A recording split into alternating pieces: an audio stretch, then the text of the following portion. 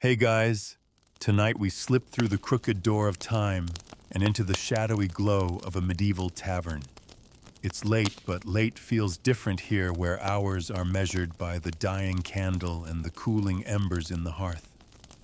The air is thick with wood smoke, the tang of spilled ale, and the quiet hum of voices that never seem to want to go home.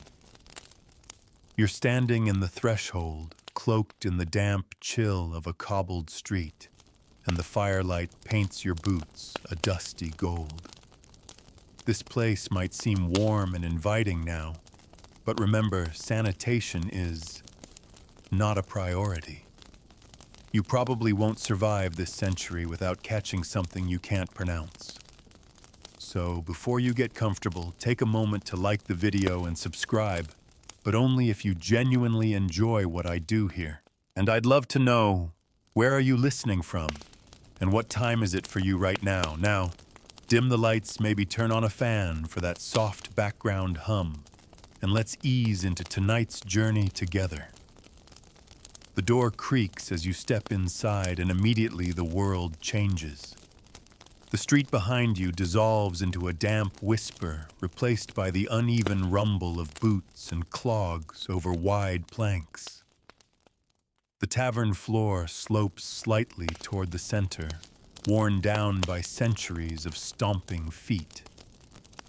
You feel it under you, an almost imperceptible lean that makes the long tables tilt just enough for stray drops of ale to trickle toward your knees if you're careless. It's not large, not by your modern standards. The ceiling hovers low, a dark, smoke-stained canopy of beams so close you could reach up and run your fingers along the grooves carved by generations of knives and nails.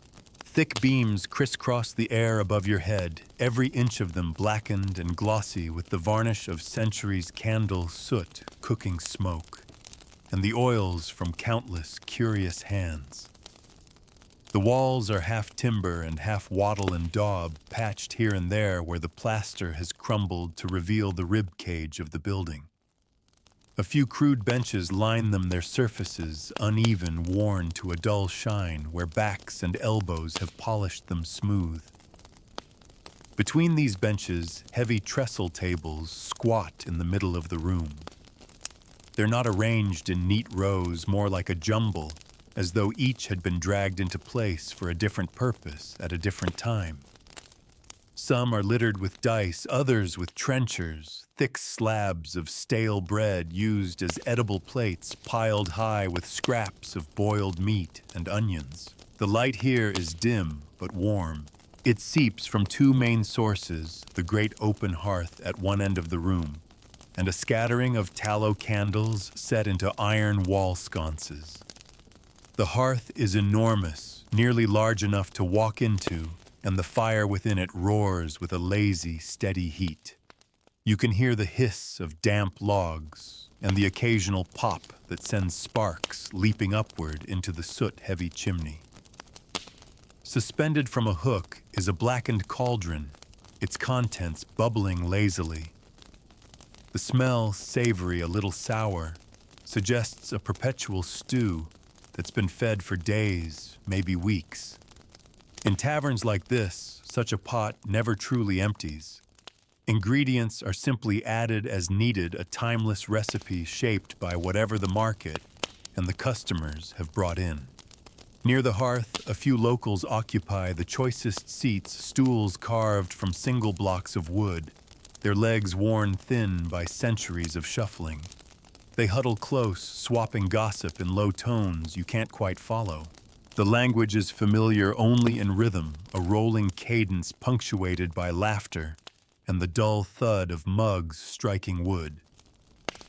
Your eyes wander toward the bar, though bar might be a generous word. It's really just a long plank set atop barrels with more barrels behind it. No polished counter, no shelves of neatly labeled bottles. The tavern keeper, a stout woman with forearms like oak branches, stands there wiping the rim of a clay cup with what might once have been a clean cloth. Behind her, earthen jugs and wooden casks are stacked haphazardly, their contents written in chalk on bits of slate. Ale is the drink of choice here, though.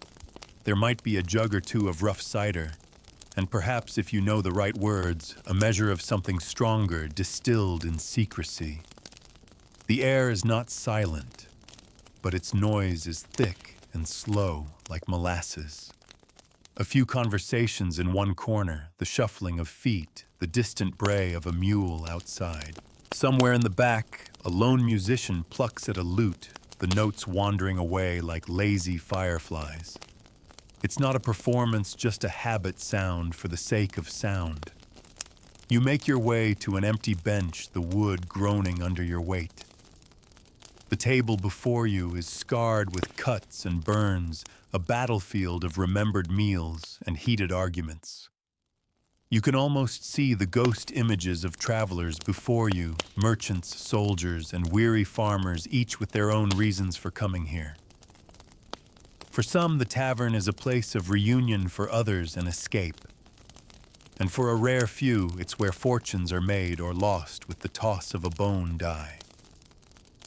A serving boy appears at your elbow, barefoot, hair a tangle. He offers a chipped cup filled with ale the color of weak tea. You take it, noting the weight of the clay and the faint warmth from the hearth it's absorbed. The ale tastes young, almost green, with a faint sourness that lingers. It's not unpleasant, but it's nothing like the clean, crisp lagers you know. In truth, this brew is safer than water most of the time. As you sip, your gaze drifts toward the far wall where a small window peers out onto the night. The glass is cloudy, the leaded panes distorted, so the outside world looks as though it's swimming in a dream. Beyond it, you catch a flicker of torchlight and the hunched silhouette of a figure passing by. Out there, the night is cold, wet, and dangerous. But here, in the half-light of the tavern, there's a sense of fragile safety, the kind that makes you sink deeper into your seat and listen to the murmur of other lives passing close to yours. The tavern smells tell their own story. You catch layers of them now, the sweet, sharp tang of fermenting ale, the resinous smoke from the hearth, the salty fat of roasting pork, the sour musk of damp wool steaming dry on patrons' backs.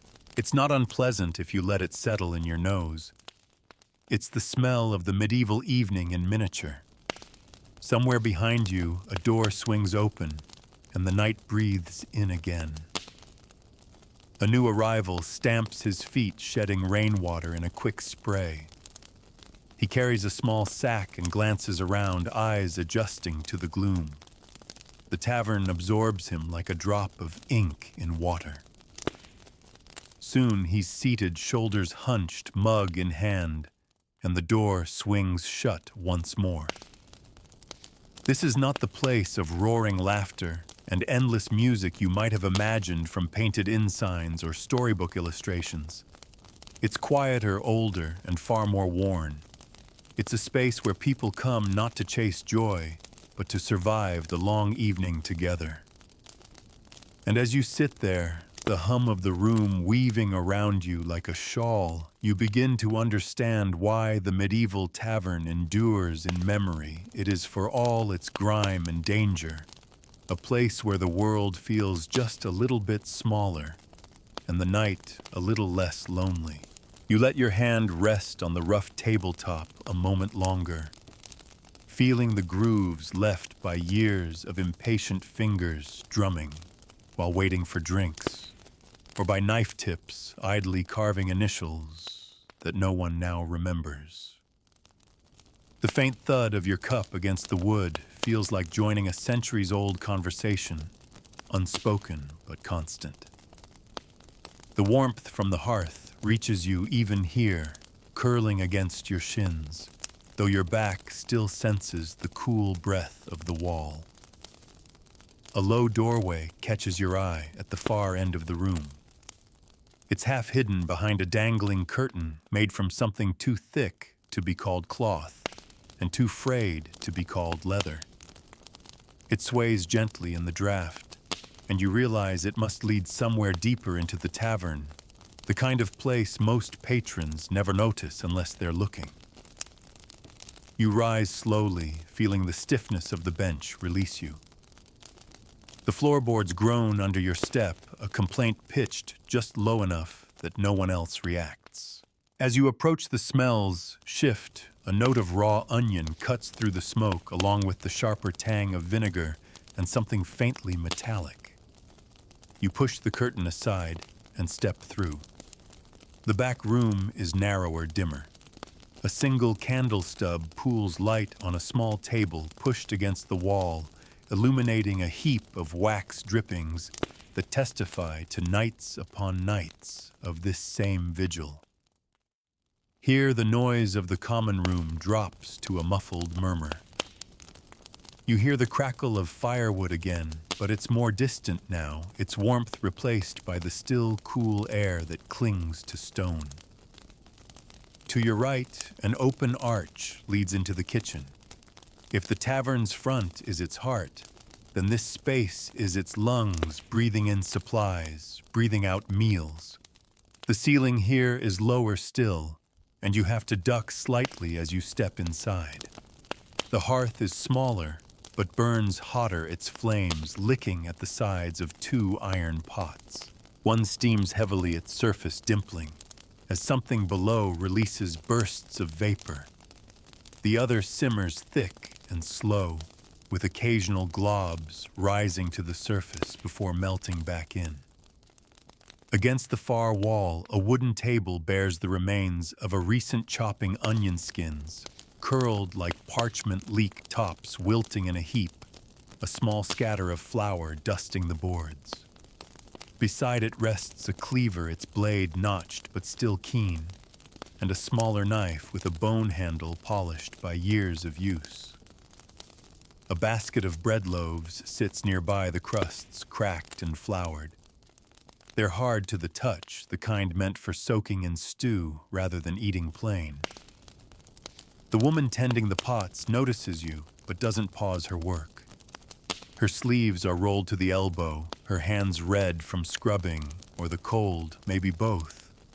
She moves with that practiced efficiency that comes from repetition, one hand stirring the other, reaching for the next task before the first is done.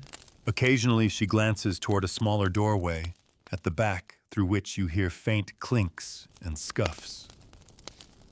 Curious, you edge toward it, ducking again. This smaller room is lined with barrels and sacks stacked along the walls. The barrels bear blackened marks, some letters, some symbols that tell the tavern keeper what's inside.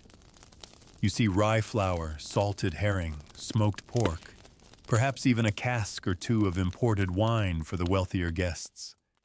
The air here smells dry and dusty, with just a hint of the sea from the fish. A cat slips past your feet, tail high, its coat patterned in muddied patches.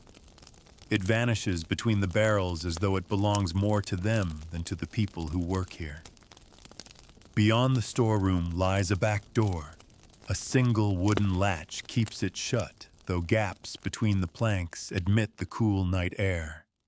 You lift the latch and step outside into a narrow yard hemmed in by high, uneven walls. It's darker here, the only light spilling from a shuttered lantern hung beside the door. The smell changes again, damp earth manure and the unmistakable tang of wet straw. A low structure leans against one wall, the tavern's stables. The stable is small, just enough to house a few traveling mounts, and perhaps a mule or two for hauling goods. The animals shift in their stalls, hooves thudding softly against the packed dirt. A single boy, younger even than the serving lad you saw earlier, is bedding one stall with fresh straw. He pauses to glance at you, then returns to his work without a word. You notice how quickly he moves, perhaps from habit, perhaps from the cold. Nearby, a pile of firewood sits under a patched awning, some logs already split and stacked neatly, others waiting in rough chunks. A small axe leans against the pile, its handle dark with use. Beside it, a row of empty buckets rests on their sides, still damp inside, likely just returned from the well. You realize how much work hums beneath the tavern's surface, invisible from the warmth of the front room, fetching water, chopping wood, tending animals, salting meat, grinding grain. All of it part of the endless cycle that keeps a place like this alive. You return through the storeroom and kitchen, passing the cook, who now hums softly to herself. In the back room, the candle stub has burned lower, its flame guttering. You pause there a moment, taking in how the air feels heavier in this part of the tavern, not unpleasant, but laden with the smells and heat of the work that sustains the whole building. From here, a narrow stair rises toward the upper floor. The steps are uneven, their centers worn into shallow hollows by countless feet. As you climb, your hand trails along the wall for balance. Its surface is cold and slightly gritty. Halfway up, you feel the tavern shift. The hum of the common room below grows fainter, replaced by a new quiet. At the top, a short hallway runs the length of the building, floored in creaking boards. Doors of different sizes line it irregularly, some no more than rough planks bound with iron straps, others with tiny iron latches instead of handles. Most are shut, but one stands ajar, revealing a sliver of candlelight. You peek inside. The room is sparse, a narrow bed of straw ticking. Pushed against the wall, a rough stool and a small chest with a rope handle.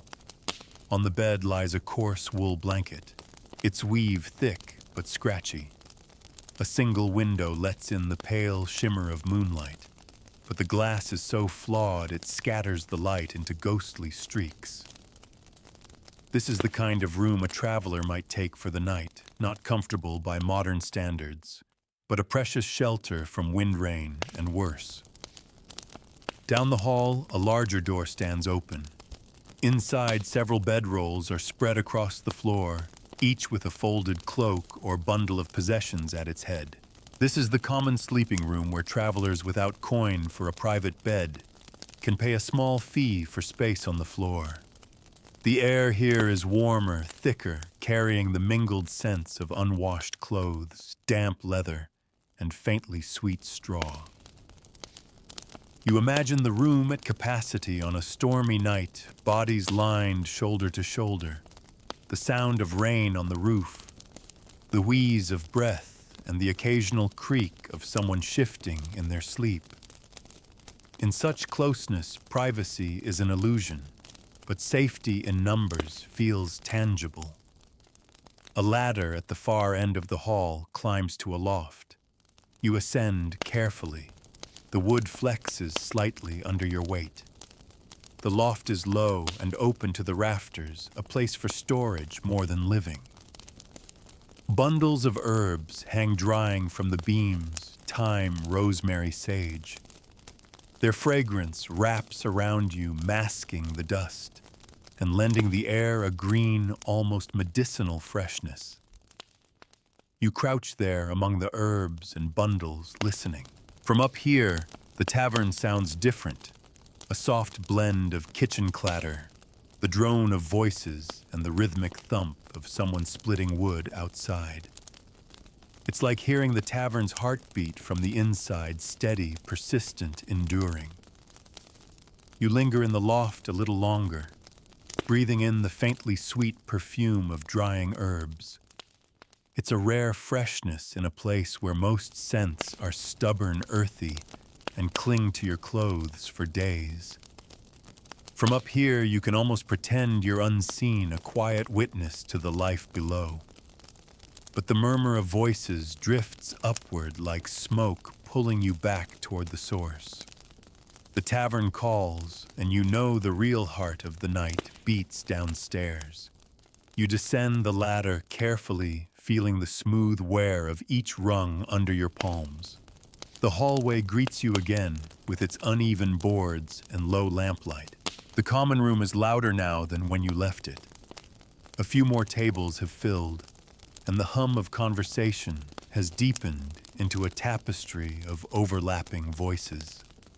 You push through the curtain, and the warmth of the hearth wraps around you once more. It takes a moment for your eyes to adjust.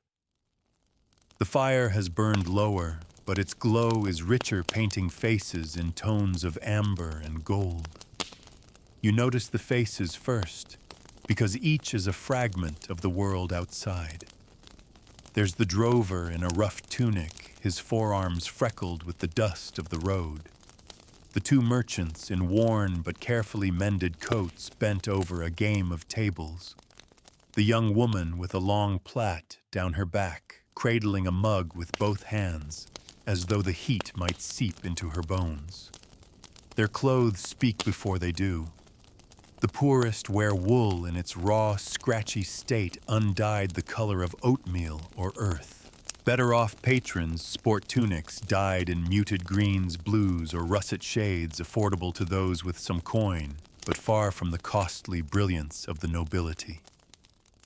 Cloaks hang from chairbacks or lie bundled on benches, most edged with the darker stains of weather rainwater, road dust, maybe the faint mark of a cart axle or a stall post. A man at the farthest table wears a leather jerkin scarred with knife marks, his hair tied back with a strip of cloth. He sits alone, his mug untouched, eyes scanning the room with a hunter's patience. You notice how others give him space without thinking. Whether he's a mercenary between jobs or simply a man best left alone, the tavern seems to know. The serving boy darts between tables barefoot, weaving through the press of legs and benches without a misstep. His hands are quick, sometimes setting down mugs without breaking stride. When he returns to the bar, the tavern keeper barely looks up. She pours with one hand, gestures with the other, and the boy vanishes again into the crowd. This rhythm is its own kind of dance, one the regulars don't see, because it's as much a part of the tavern as the beams above their heads. In a shadowed corner, two older men lean close over a shared candle. One draws lines on the table with a bit of charcoal, speaking in low bursts. The other nods and occasionally jabs a finger toward some point only they can see. You wonder if they're mapping a trade route or planning something less lawful. The candle throws their faces into sharp relief, one narrow fox like the other round and soft like an old baker's loaf. At another table, a group of younger men, perhaps apprentices or laborers, play a loud game of dice. Their laughter comes in bursts, punctuated by groans or shouts of triumph. Coins clink softly on the wood, small sums to you, but likely the difference between a warm bed and a cold stable for them. Each throw of the dice seems to decide the rest of their night. The musician you noticed earlier has moved closer to the hearth. He plays not for applause, but for the way the notes keep the air from settling too still. His fingers dance over the strings of the lute, coaxing out a melody both bright and mournful. Now and then someone hums along. Now and then a patron tosses a copper onto the rug at his feet without breaking conversation. You notice unspoken rules at play. No one sits at a table without a nod or a word to those already there. No one drinks from another's mug. The bar is approached one at a time, and the space near the hearth belongs almost invisibly to the oldest regulars. These rules aren't written, but break them, and you'll feel the shift in the room before you hear it in words. The air is thicker now. Candle wax drips slower in the warmth, and the scent of the hearth has deepened meat roasting on a spit. Somewhere behind it, herbs thrown into the pot to coax the flavors forward. Ale breath mingles with the sharper tang of cider, with a faint yeasty sweetness from bread just pulled from the oven. And under it all, the slow mineral coolness of the stone floor lingers. You take a seat again, this time closer to the hearth, where the heat is strongest. From here, the tavern feels like a living body, the creak of beams, its bones shifting, the clatter of mugs, its pulse, the low murmur of voices, its breath. It's easy to forget the night outside, the cold, the wet, the narrow streets echoing with their own dangers. In here, time has thinned. The hour is marked not by clocks, but by the steady emptying of mugs and the slow burn of firewood. A door behind the bar opens briefly, and a man steps in carrying a small keg on his shoulder. His boots are thick with mud. His cheeks shine with cold. The tavern keeper greets him with a nod, and he disappears into the back without a word. Supplies arriving. The invisible lifeline between tavern and town. You watch the crowd's movements. People ebb and flow, some arriving drenched from the street, others slipping away quietly. Greetings are brief but heartfelt, and farewells even shorter. A clasp of hands, a murmured word, a tug at a cloak. The tavern doesn't hold anyone against their will, but neither does it send them away unwarmed. A burst of laughter draws your attention to the dice players again. One of them has rolled something impressive. His friends pound the table and coins change hands amid good-natured groans. You catch the gleam in their eyes, the kind that comes from forgetting the day's labor for just a little while. Somewhere behind you, the musician begins a new tune, lighter now, something that lifts the shoulders and tilts the head. A few patrons tap their feet unconsciously. The rhythm catches you too, though you resist swaying. This is music meant to be part of the air, not to demand attention. The tavern keeper's voice rises briefly as she calls for an order to be collected. Her tone is firm, neither sharp nor indulgent. The boy hurries to obey, and within moments the room folds back into its hum. You can tell she knows every face here knows who will linger too long without buying another mug, who will tip well, who will need walking out if the ale takes too firm a hold. For a moment you think about how this place might look when empty, the benches, cold, the hearth black, the air still. But you can't quite imagine it. The tavern seems inseparable from its people. Without them, it would be a shell, not a refuge. And tonight, it is very much alive. From your place near the hearth, you notice how the crowd sorts itself without anyone directing it. Us locals, those who can navigate the tavern with their eyes closed, gravitate to their usual corners, leaning into conversations that could have started years ago and never quite ended. Strangers, meanwhile, stand at the edges for a moment, eyes scanning for permission before daring to claim a seat. It's a quiet ritual, a nod here, a wave there, the smallest of gestures opening a space. A man in a thick wool cloak approaches the dice players. His cloak is pinned at the shoulder with a crude iron brooch, and his boots are caked in the kind of mud that comes from long roads rather than garden paths. He waits, hands tucked into his sleeves, until one of the younger men gestures toward a stool. A spot is made for him, and the dice game shifts just enough to welcome a new rhythm into its circle. No words of introduction, just the clink of a cup placed before him. Elsewhere, two women sit side by side on a bench against the wall, their heads close. One wears the simple head covering of a baker's wife, the other a short wool cape that looks expensive for this part of town. They share a plate of cheese and dark bread, their voices low but quick, like people who have little time and much to say. Every so often one glances toward the bar, as if checking for someone's arrival. At the largest table, a group of merchants occupies pride of place. Their coats are patched but clean, their belts heavy with pouches. The table before them is strewn with wax tablets and styluses, along with 2 or 3 rolled parchments weighted down by mugs. They speak in the practiced rhythm of bargaining numbers, murmured pauses, calculated replies delivered without haste. To an untrained ear, it's just conversation, but you hear the care in each word. This is not tavern chatter. This is business conducted under the camouflage of ale and firelight. A serving boy sets down another round, and one of the merchants slips him a small coin. It's not payment for the drink that's already covered, but the sort of tip that buys silence.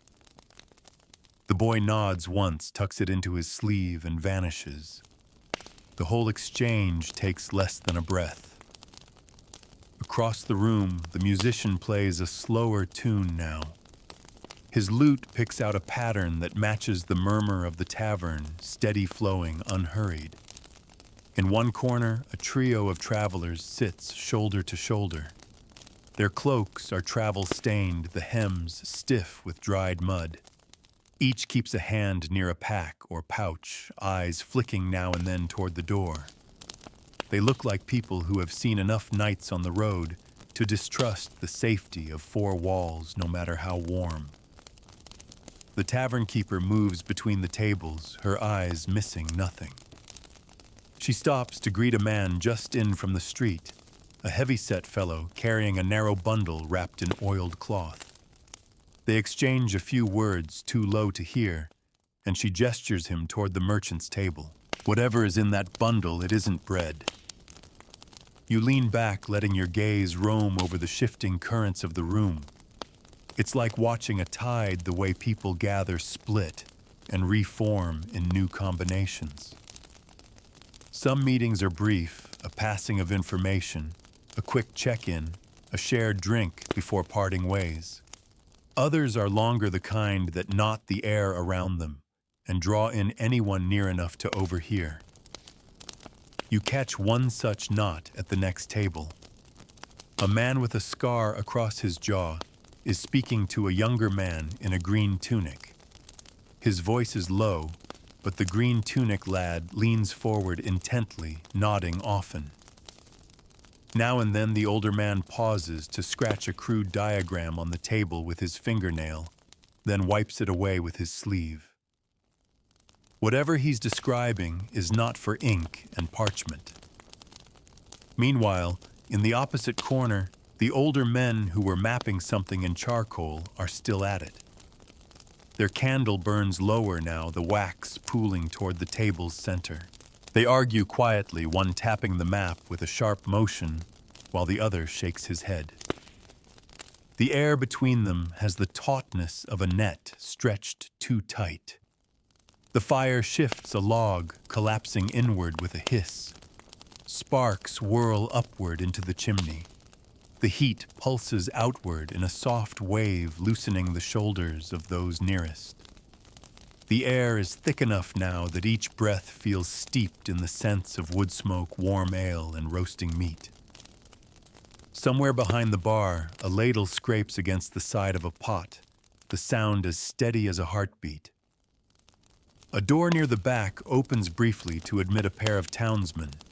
Their boots track in a fan of wet mud, and their cloaks are wet enough to drip. They shake themselves like dogs before unpinning their cloaks and slinging them over the backs of chairs. One of them calls for cider, his voice carrying easily over the murmur. Within minutes, they're folded into the life of the room, already laughing with the dice players, already waving at the musician to play something livelier. You notice how easily strangers dissolve into the fabric here. A seat, a drink, and the willingness to nod at the right people, that's all it takes. But equally, you sense how quickly someone could find themselves unwelcome. The wrong word, the wrong move, and the air would change. Not violently, perhaps, but in that subtle way where faces turn away and chairs shift to close you out. The merchants at their table are leaning closer now. One unfurls a scrap of parchment covered in tight writing. Another pulls from his pouch a small leather bag and tips out a clink of coins, silver by the sound. The man with the oiled cloth bundle watches closely, but does not touch. His hands rest on the table, palms down, as though to keep them from acting too soon. The tavern keeper drifts by, her expression unreadable.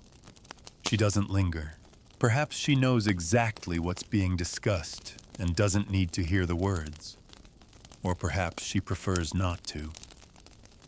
In a place like this, the line between host and witness is thin.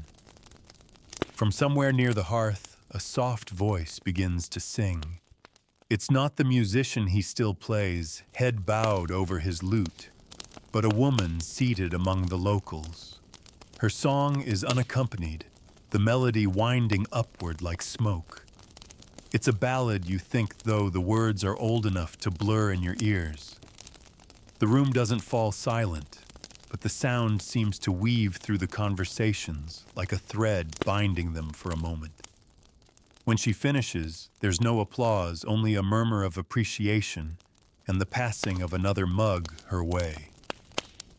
She smiles faintly, lowers her head, and the room exhales again into its usual murmur. Your own mug is nearly empty. The last sip has gone warm, its bitterness softened by the heat of the fire. You place it on the table, the sound lost in the general clatter. In this moment, you see the tavern clearly, not just a place for drink and warmth, but an unmarked ledger where connections are made, deals are struck, and the fragile web of town life is quietly rewoven every night.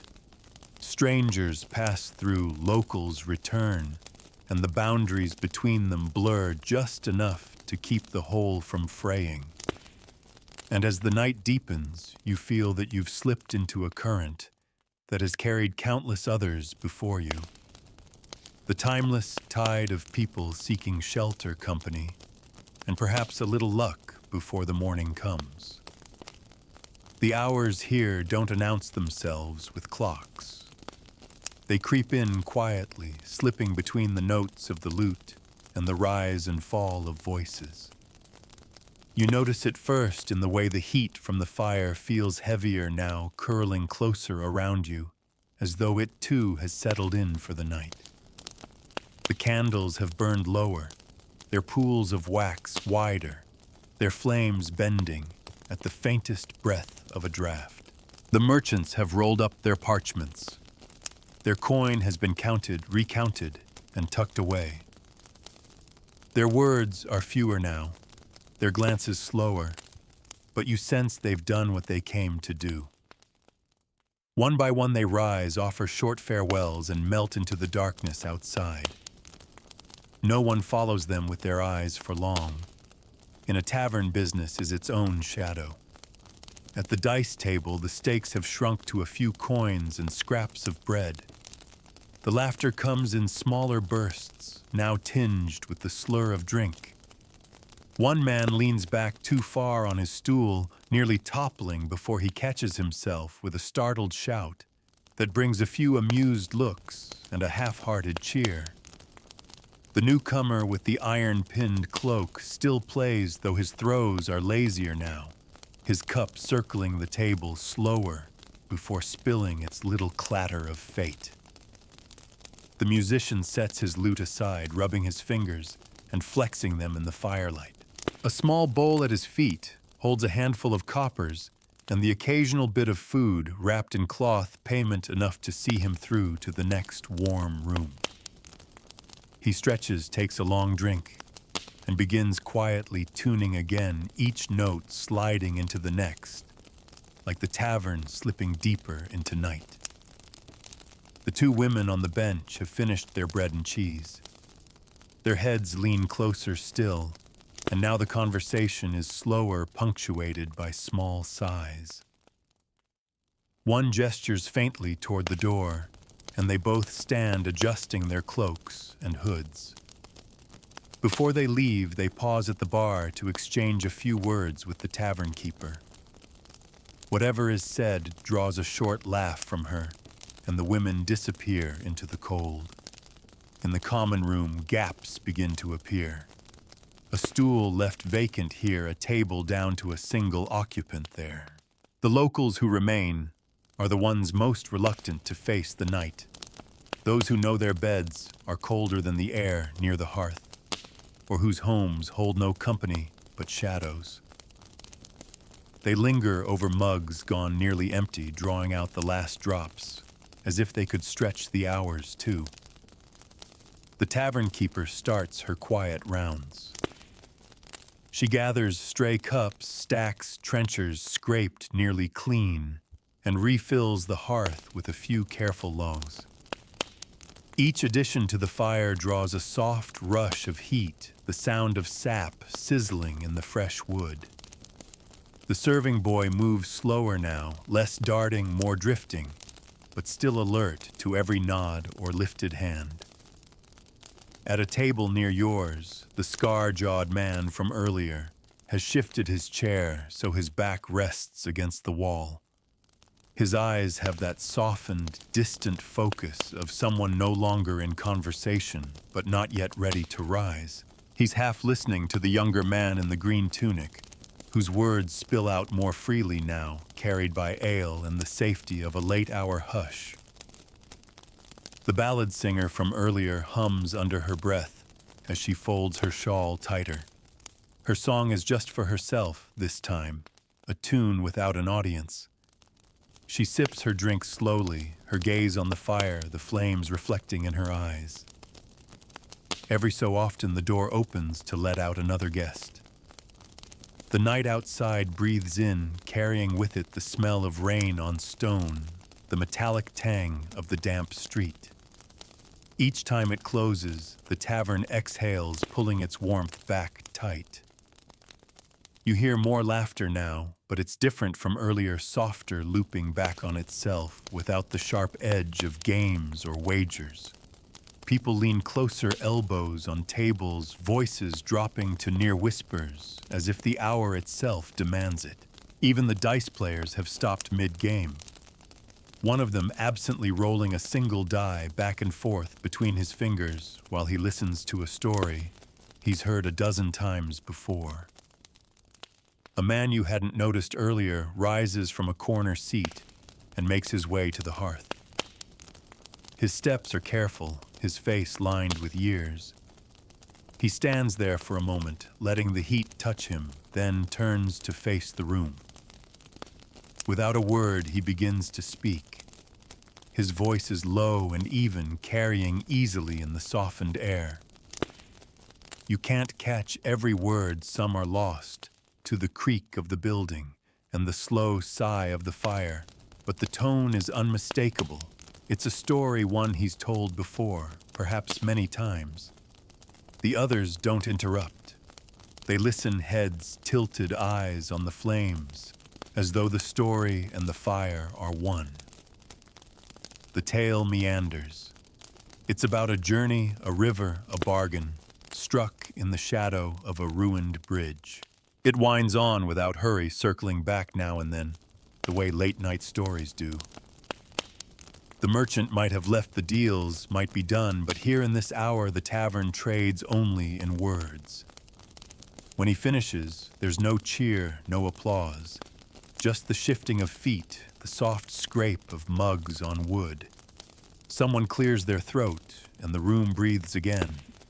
The musician plucks a few gentle notes, not a song so much as a sound, to hold the air together. You find yourself watching the tavern keeper now.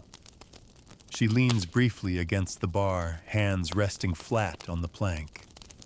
Her eyes move from table to table, counting the mugs left to clear, noting who's still steady on their feet and who might need a word before leaving. Her work is nearly done for the night, but it's a work that never truly ends. The fire has burned lower again, though it still throws enough heat to keep the room comfortable. Shadows lengthen on the beams overhead, moving slowly with the sway of candle flames. Somewhere in the back, you hear the scrape of a chair, the muffled thump of boots climbing the narrow stairs to the sleeping rooms.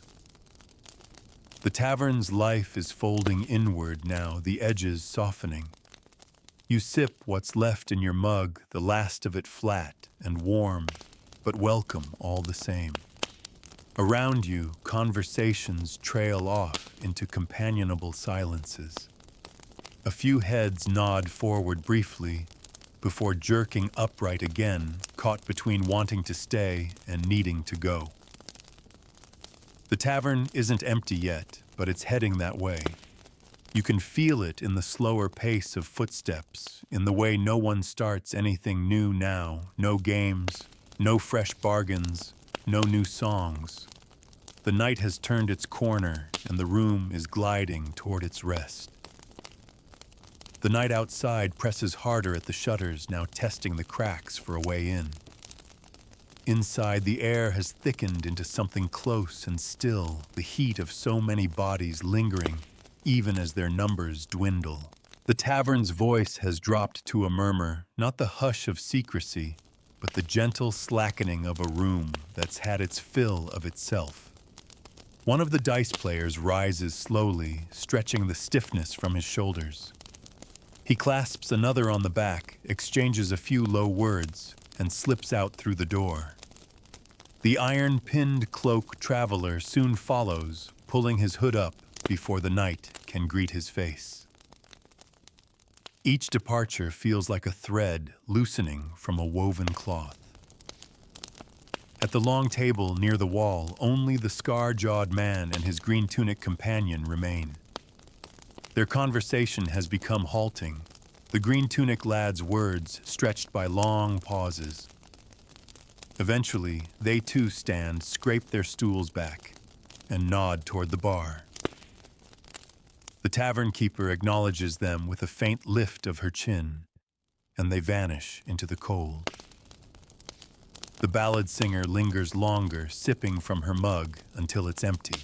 She wraps her shawl tight around her shoulders, sets the mug neatly before her, and offers the tavern keeper a small smile. No words, just a look of mutual recognition that this was a night worth having. She slips into the darkness like a shadow returning to its place.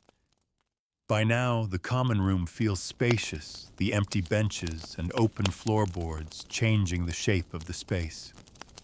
The hearth is no longer a center of gravity. It's simply the brightest thing in the room, still holding on, still burning. The flames have shrunk to fit the hour, their light trembling against the blackened stones. The musician packs away his lute, wrapping it carefully in a cloth. He stoops to collect the coins from his bowl, counting them with quick, practiced fingers. A nod to the tavern keeper, a murmured farewell to the serving boy, and he too is gone. The door closes behind him with a final sounding thud. You're one of only a handful left now. A man at the far side of the room leans on his elbows, staring into his mug, as though waiting for something to rise from it. Another sits with his back to the wall, cloak draped around him, eyes half shut. He might be sleeping, but in a tavern this late, no one checks unless he starts to snore. The tavern keeper begins her quiet sweep of the room. She gathers cups, stacks them on a tray, balanced easily in one hand, and tucks stray trenchers under her arm. Now and then she pauses to straighten a stool or nudge a bench back into place. She moves like someone who has done this so many times, she could walk the room blindfolded. The serving boy is slower now, his earlier quickness traded for the heavy steps of the end of a long day. He ferries a bucket to the kitchen, the faint splash of water audible even over the fire's soft crackle. When he returns, his bare feet are damp, leaving faint prints on the boards before they vanish in the room's warmth. A few more patrons leave, each greeted by a nod from behind the bar. No one lingers at the door, now it's simply a step into the night, and then the dark swallows them whole. Soon, only you and the man in the corner remain. The tavern keeper steps over to him, speaking in a voice low but firm. He straightens, nods once, and pulls his cloak around him. The exchange is short, without fuss. Moments later, the door swings shut behind him, and you are alone with the keeper and her boy. The room exhales for the last time tonight. The quiet now is different, not the hum of voices fading, but the gentle sigh of a building left to itself. You hear the soft tick of cooling wood in the hearth, the faint groan of the beams settling overhead. The tavern keeper moves to the door and drops a thick wooden bar across it, securing it with a satisfying clunk. The street outside is no longer part of this world. The night belongs to it alone. Now comes the closing ritual. She douses the wall candles first, pinching each flame between calloused fingers. Their thin smoke curls upward, joining the darker shadows high in the rafters. The hearth is left for last. She takes the iron poker and shifts the logs, letting the smaller pieces collapse into the bed of coals. Then, with a deliberate hand, she lays a new log across them, not to burn brightly now, but to smolder through the night, ensuring embers still glow come morning. The serving boy collects the last mugs and retreats to the kitchen. You hear the faint clink of pottery, the rush of water, the muffled scrape of wood against wood. The smells of the day still hang in the air. Ale smoke, roasted meat, damp wool. Soon the sharper edges will fade, leaving only the soft scent of cooled ash and dry timber. The tavern keeper crosses to the bar and begins stacking coins from the night's trade into neat piles. She counts in silence, the only sound the faint chink of silver and copper. Now and then she pauses, fingers resting lightly on a stack as though fixing the number in her mind. You realize this is her quietest hour, the moment when the work is done, but the tavern is still hers, unshared with anyone else. There's a certain ownership in the way she glances around the empty room, her gaze lingering on each table as if recalling the faces that filled it tonight. The serving boy returns, drying his hands on his tunic. He yawns wide, unbothered by manners now. The keeper sends him upstairs with a flick of her head. He obeys without protest, his small feet thudding on the steps, until they vanish into the upper dark. She takes one last slow walk through the room, touching the backs of chairs, the edge of the hearth, the latch of the bar door. It's not inspection so much as reassurance, a wordless confirmation that the tavern will hold steady through the night. Finally, she retreats toward the kitchen, taking the tray of cups with her. The fire's light follows her as far as the doorway, then stops, leaving the common room in the softer glow of the embers. You sit there a moment longer, hearing the building settle into its rest. Somewhere upstairs, a floorboard creaks, the boy finding his bed, perhaps. Outside, the wind stirs faintly against the shutters. The smell of wood smoke is thicker now, with no fresh air to cut it. This is the tavern's truest quiet, the one no guest usually hears. The moment when the life of the night has been tucked away, when the walls hold only the memory of voices, and the fire remembers every hand that warmed itself here. The tavern holds its breath. The fire's glow is the only movement in the room, now a slow-breathing pulse that rises and falls against the blackened hearthstones. Shadows cling thick in the rafters. The air is warm still, but it's the kind of warmth that lingers out of habit, not from the effort of fresh logs. You feel it against your face like the last exhale before sleep. The wood creaks above you. It's not the hurried tread of the serving boy, nor the deliberate step of the tavern keeper. These are softer, more random sounds, the shifting weight of the building itself as it relaxes into the night. Old timbers do that.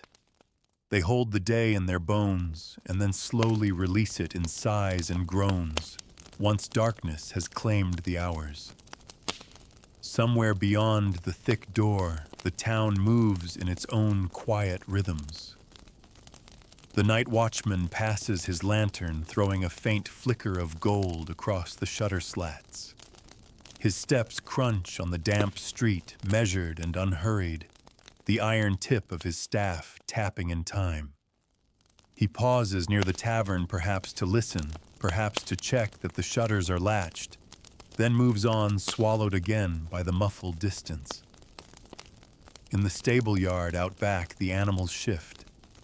A hoof scrapes the dirt floor, the sound small but clear in the stillness. One of the horses blows softly through its nostrils, stamping once before settling again. Somewhere above them in the loft, the cat makes its rounds, paws soundless as it slips between rafters. A faint rustle tells you it's found something worth chasing. Inside, the tavern's scent changes with the cooling air. The sharper notes of ale and roasting meat fade first, replaced by the deeper earth smoke of the hearth and the sweet, dry tang of old wood. It's a smell that belongs only to empty taverns, the ghost of the day after it's gone to ground. You close your eyes for a moment and listen. Even the silence has a texture here. You can hear the faint tick of cooling metal in the kitchen, the whisper of straw shifting upstairs as someone turns in their bed, the long, steady breath of the fire's last coals. Every sound stands alone now, unlayered by voices or footsteps. But the night is never empty. Outside, the world holds its own hazards. Somewhere in the alleys, a dog barks, once sharp, insistent, then again farther off. It's answered by another, their call and reply stretching over the sleeping roofs. A sudden rush of feet splashes through a puddle, quick, purposeful, gone in seconds. Whoever it is doesn't stop to glance at the tavern door. Not all passers-by in the medieval night are harmless. There are cut purses and drunks, petty thieves, and the desperate poor who watch for an unlatched shutter or a forgotten sack in a doorway. But the tavern is barred and bolted. Its very walls seem to stand straighter in defiance of intrusion. The tavern keeper stirs once in the back. You hear the faint scrape of a chair and the creak of a door hinge, then nothing more. Perhaps she's making her own round, checking the locks, ensuring the back door is secured. Perhaps she's simply listening as you are for the oddities that creep in with night. From the sleeping quarters above, a muffled cough breaks the stillness. Someone shifts boots, scraping briefly against a floorboard. Then silence again. The boy's smaller steps cross from one side of the room to the other, the boards groaning faintly under his weight. He pauses, then returns. You imagine him peering out a tiny loft window, curious about the quiet streets below. An hour passes, or perhaps only minutes. Time drips slowly here like wax from a forgotten candle. The fire shrinks further, its edges crumbling into soft gray. Now and then a coal pops, sending a brief spurt of red light skittering across the hearthstones before it dies. Somewhere far off, a bell tolls not for alarm, but for the hour. The sound comes faint through the thickness of walls and the long damp air outside. You count the notes 1, 2, 3, until they fade into the night. The town sleeps deeper now, its breath slow and even. In that deep stillness, the tavern feels like a ship at anchor tied fast to the night, gently rocking on its own currents. The smell of the drying herbs upstairs drifts faintly down the stairwell, mingling with the cooler breath of the banked fire. You draw your cloak closer without thinking. Beyond the shutters, the first pale strokes of moonlight begin to soften the street. Clouds slide past, sometimes thickening the dark, sometimes letting the silver spill freely. In that unsteady light, the tavern's shadow lengthens and retreats, as if breathing in time with the night itself. The cat appears again, padding across the floor from the back room. It pauses at the hearth, stares into the coals for a moment, then curls itself into a tight ball near the warmest patch. Its tail wraps neatly over its nose. Soon, its slow, deep breaths join the rhythm of the room. You might have drifted into sleep yourself if not for a faint change in the air. It's nothing dramatic, just a whisper of movement, a sense that the night is loosening its hold. Perhaps it's the faintest shift in the smell, the cold outside growing less sharp. Or perhaps it's the subtle rise in the pitch of the silence as if the world is beginning to stir beneath it. The bell tolls again, faint, measured, patient. The hours are stacking toward morning now. A pale seam of light presses at the eastern shutters, tentative but insistent. The moon's glow fades just enough to admit this other brightness. In the stable yard, a rooster tries its voice. It's a ragged, uncertain call, as though even it doubts the wisdom of waking so soon. But the sound carries echoing softly against the walls. A moment later, one of the horses shifts heavily in its stall. The cat raises its head, blinks, and resettles. Upstairs, a board creaks sharply, the boy again, perhaps, or an early rising guest. You hear the muted thud of boots pulled on the rustle of cloth. A hinge protests softly as a door opens, then closes. The tavern isn't awake yet, not fully, but the deep night is over. Outside, the darkness has thinned. The edges of the street stand out against the pale-leaning sky. Somewhere far off, a cartwheel grinds against stone, its rhythm slow but steady, moving toward the market square. In the hearth, the coals glow stubbornly, as if unwilling to surrender their place. You watch one crumble at last, collapsing into a fine drift of ash that the faintest draft stirs into the air. The tavern's first sigh of morning is not in voices, but in these small stirrings, the distant cart, the creak upstairs, the softened air. You know that soon the quiet will give way to the shuffle of feet, the scrape of benches, the new day's fire being coaxed into life. But for now, it's still yours, the tavern in that fragile breath between night and morning. The pale seam of morning light that had been pressing at the shutters now stretches wider, spilling a faint silver across the floor. It catches on the edges of the empty mugs left on the bar, glints faintly on the iron poker by the hearth, and glimmers on the curled edge of a wax puddle on the nearest table. The darkness hasn't entirely let go, but its grip has softened enough to let the day start to slip in. From the back room comes the muffled clatter of pottery, the kitchen stirring to life. You hear the scrape of a stool, then the slow tread of the tavern keeper as she emerges from the shadows. Her hair is loosely braided now, her sleeves rolled high. She moves without hesitation toward the hearth, the work of morning already in her hands, before she's even fully awake. She crouches low, inspecting the banked fire. Her fingers find the poker and prod the coals, sending up a faint hiss as ash shifts and settles. She leans close, breathes into the embers, and coaxes them into a soft red glow. A few thin sticks are laid across them, then a thicker piece of split oak. The first tongue of flame curls upward, eager for the fuel, and within moments the hearth is awake again. The serving boy stumbles in from the kitchen, rubbing his eyes. He carries a small pail of water, setting it down with a thud near the fire. His bare feet pad over the boards as he begins to clear away the mugs and trenchers that the night left behind. Every so often, he pauses to yawn wide and unbothered before resuming his work. The tavern keeper moves behind the bar, uncorking a jug and pouring a measure into a small pot, hanging just above the flames.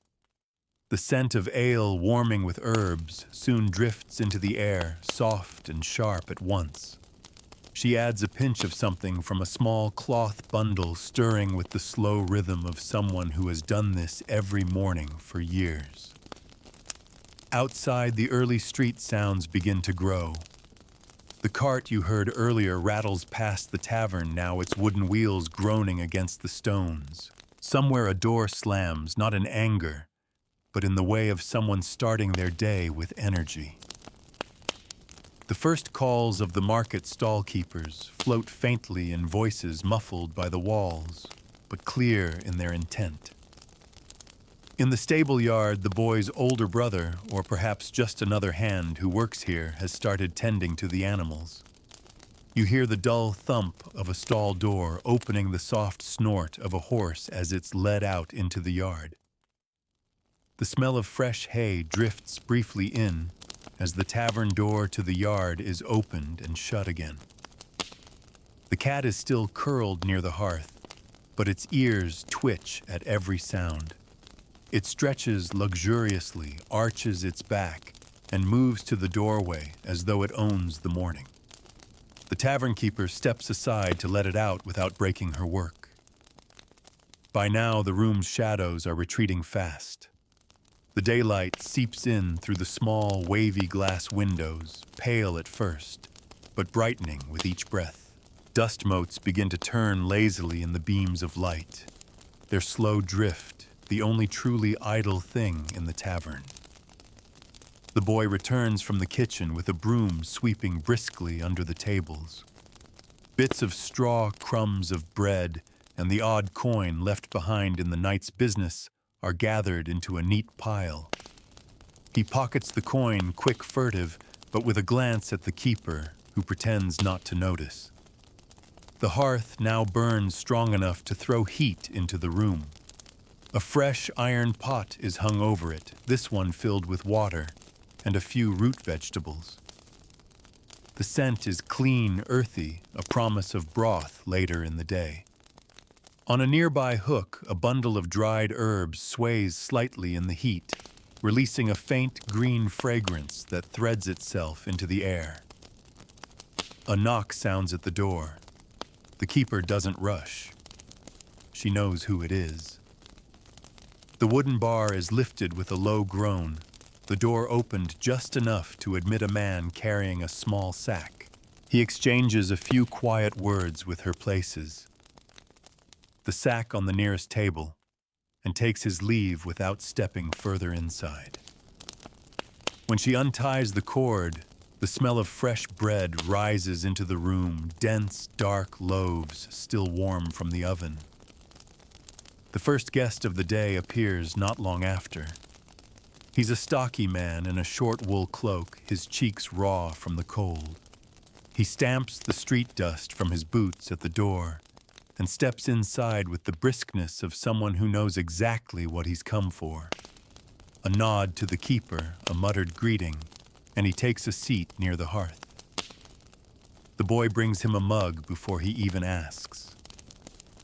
A second arrival follows, soon a woman with a basket hooked over her arm, her skirt hem damp from the street. She sets the basket carefully on the bench beside her, glancing around, as though she might spot someone she knows.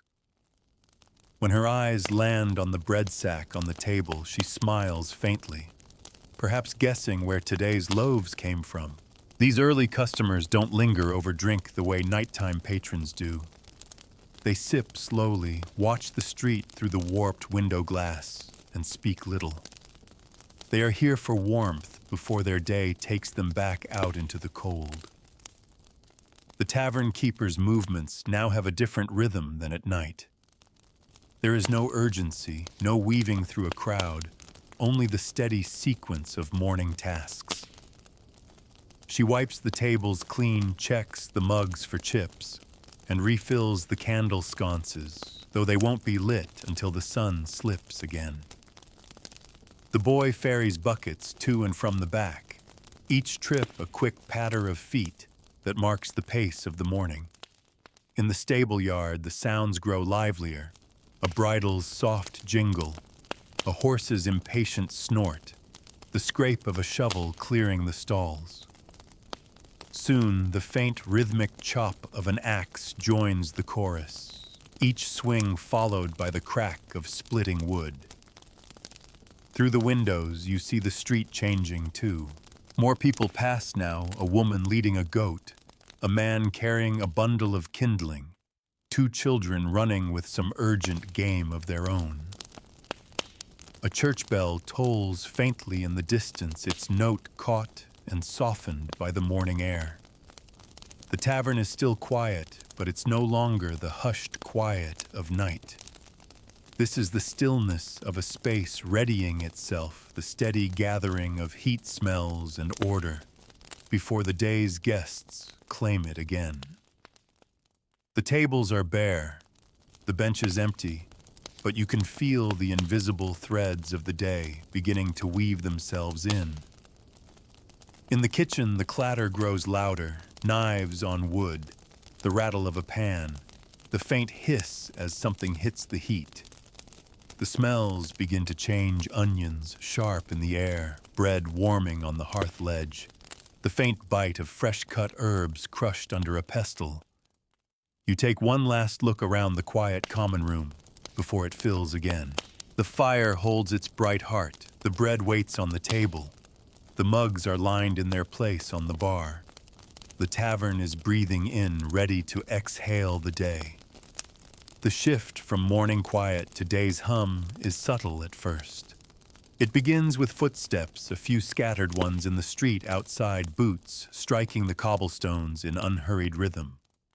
Then comes the faint creak of the tavern's door, as the first trickle of daytime customers makes its way in, shedding cloaks, loosening scarves, shaking off the damp. A pair of traders arrive together, their cloaks smelling of wood smoke and distant stables. One carries a rolled length of cloth under his arm, the other a small chest bound with leather straps. They choose a table near the wall, nod to the keeper, and begin untying the chest straps with fingers stiff from the cold. The boy appears almost instantly, sliding mugs onto the table as if by instinct. The traders don't speak much at first. They flex their hands and let the fire's warmth loosen their joints before they bother with talk. Soon after, two men in leather aprons duck in.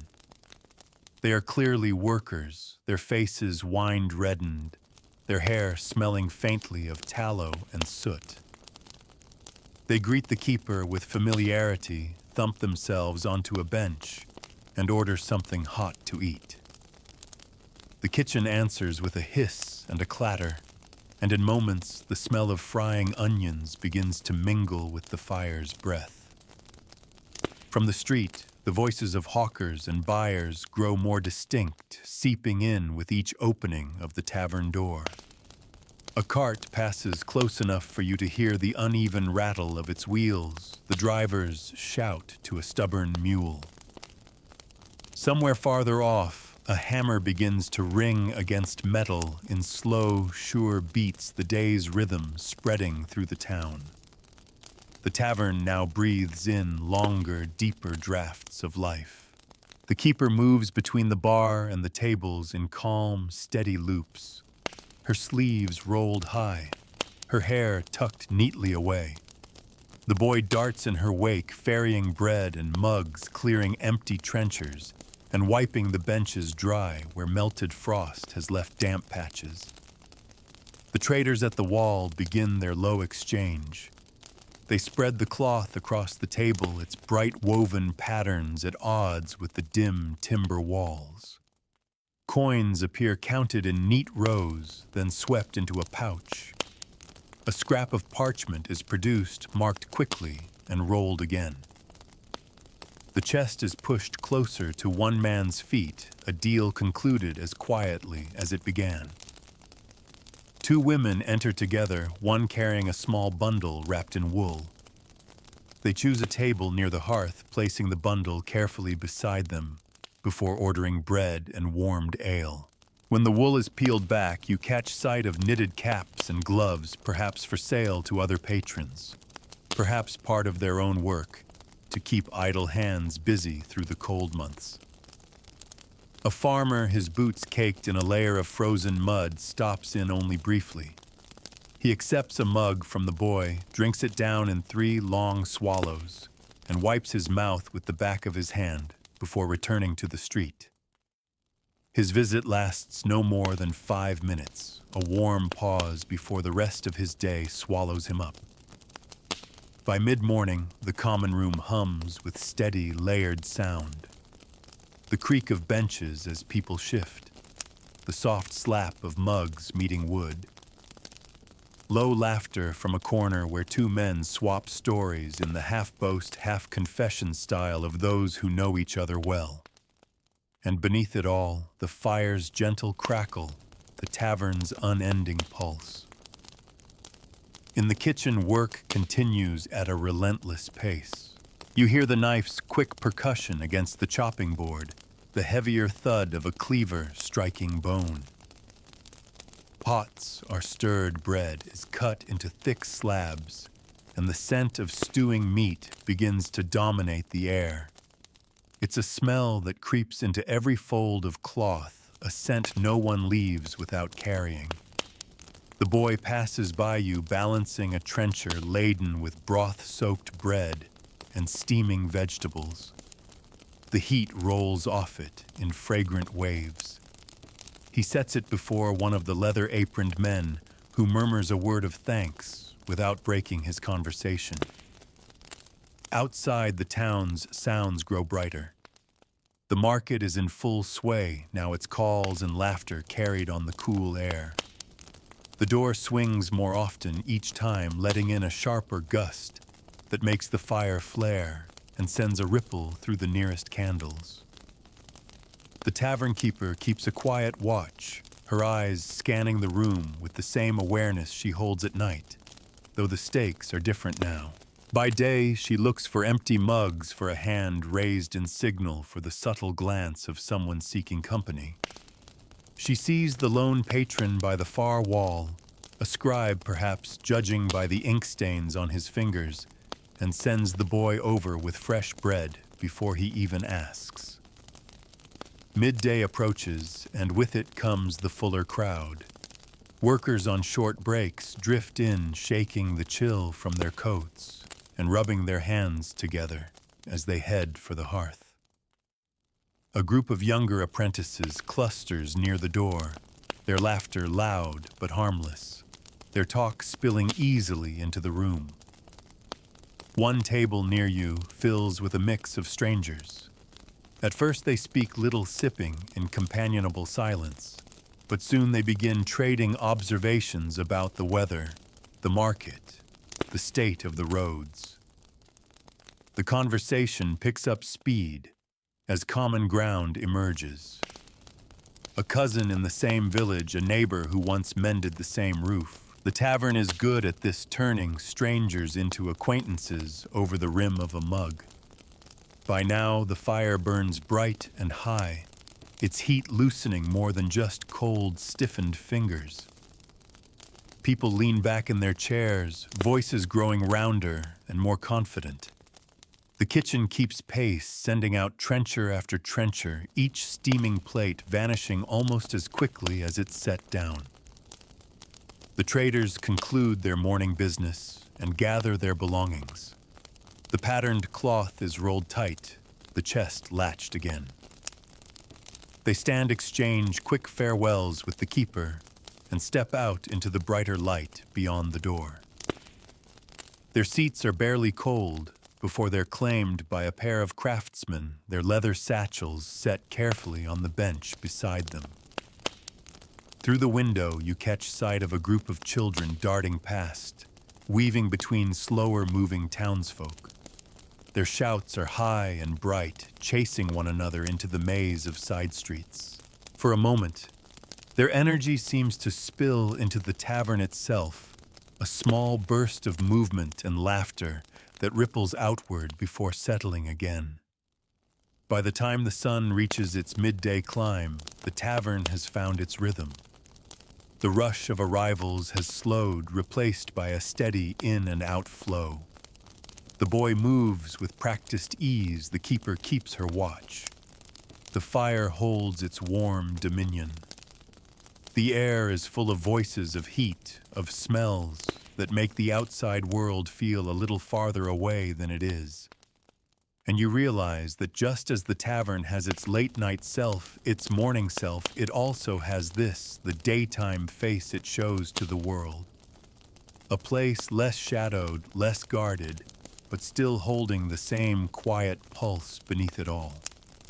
A place that welcomes not only the weary traveler, but the working neighbor, the hurried trader, the familiar face seeking the same bench they sat at yesterday. The day tips past its crest without ceremony. The sun outside has shifted just enough to throw new angles of light through the small windows, changing the way the dust motes drift in their slow dance. The pale gold pools across tabletops bending and scattering through the ripples in the wavy glass. The earlier crowd has thinned. The apprentices have returned to their work. The market-bound traders have moved on to other stalls, and the street beyond the door carries a gentler hum. The tavern keeps a few of its day guests, those who have nowhere urgent to be, and no reason to leave a warm bench for the winter's chill. Two of the leather-aproned workers still sit near the hearth, their mugs half full, and their talk moving in slow, steady currents. Between them lies a shared trencher, the bread soggy from stew, but still worth pulling apart with calloused fingers. They speak less now, their words falling into the quiet, the way a stone drops into a still pond, not to stir it much, but enough to mark their presence. A woman with a spindle and a basket of wool has claimed a bench by the window. She works steadily, her fingers twisting and drawing the fibers into a fine thread that winds onto the spindle's shaft. The motion is rhythmic, almost hypnotic, and the soft rasp of wool on wool becomes part of the tavern's low murmur. Now and then she glances toward the door, but no one she seeks has yet appeared. The scribe remains at his small table, bent over a sheet of parchment. His pen scratches in a patient rhythm, pausing only for him to dip into the ink pot. Every so often he lifts his head, flexes his fingers, and blows gently across the ink to help it dry. He seems immune to the shifting noises around him, his attention anchored in whatever words he is shaping. In the kitchen, the pace has eased as well.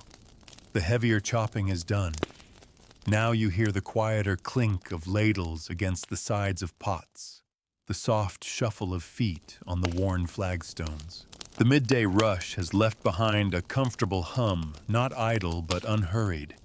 The keeper moves between kitchen and common room at a measured pace, checking mugs, refilling bread baskets, and exchanging a few words with the lingering guests. The fire burns lower than at its midday peak, though it still gives off a steady warmth. A few more logs are stacked within reach, ready for the evening's buildup. The cat has reclaimed its favorite spot near the hearth, stretched long, now paused, twitching occasionally in whatever small dream it chases. From time to time, the door opens for a lone traveler or townsman. A man in a fur-lined cap steps in, shakes the cold from his cloak, and orders a mug before finding a seat near the wall. Later, a young boy bursts in with a scrap of parchment in hand, a message for someone only to vanish as quickly as he came once the note has changed hands. These brief intrusions stir the air, but the calm quickly settles again. The tavern in afternoon is a different creature from its morning and night selves. There's a looseness to it, a willingness to let the hours drift without rushing them toward any particular end. It becomes a shelter for the in-between moments of the day, too late for the hurry of morning, too early for the press of evening. Outside the street, sounds have a lazier rhythm. A merchant's voice calls faintly from the market square, but without the edge of urgency. The occasional rattle of a passing cart breaks the stillness, its wheels sounding duller now that the frost has melted a little on the stones. The smell of baking from a nearby shop drifts in on the cold air whenever the door is opened. Inside, the air is softer, holding on to the scents of bread herbs and wood smoke. It wraps around you the way a heavy cloak might, not suffocating, but gently insistent. You notice how the sounds carry differently now. Without the layered clamor of many voices, each small noise takes on its own clear note. The clink of a spoon against a mug, the quiet sigh of the woman by the window, the low cough of the scribe as he pauses in his work. The keeper takes a moment to sit at the bar, her hands resting on the plank before her. It's a brief pause, but a real one, the kind of break you take only when you know the room won't call for you every other breath. The boy takes over her small duties for a while, ferrying mugs and wiping down a table or two. He moves more slowly than in the rush hours, but still with the instinct of someone who knows the value of a task done before it's asked for. Now and then someone enters just to warm themselves before returning to their work outside. A man with a bundle of kindling stops long enough to hold his hands toward the fire, nodding to the workers at the hearth before stepping out again. Later, a woman with a basket of eggs rests her load on a bench, shares a few quick words with the keeper, and continues on her way.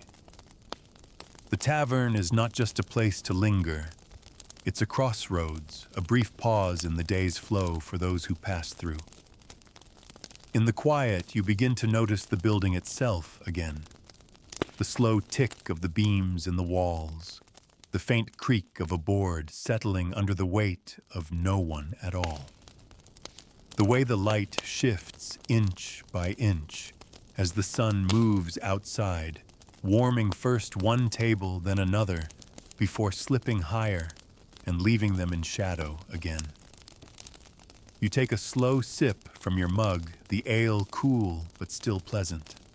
Around you, the air feels held in place by the steady presence of those who remain, the spindle woman, the scribe, the workers by the hearth.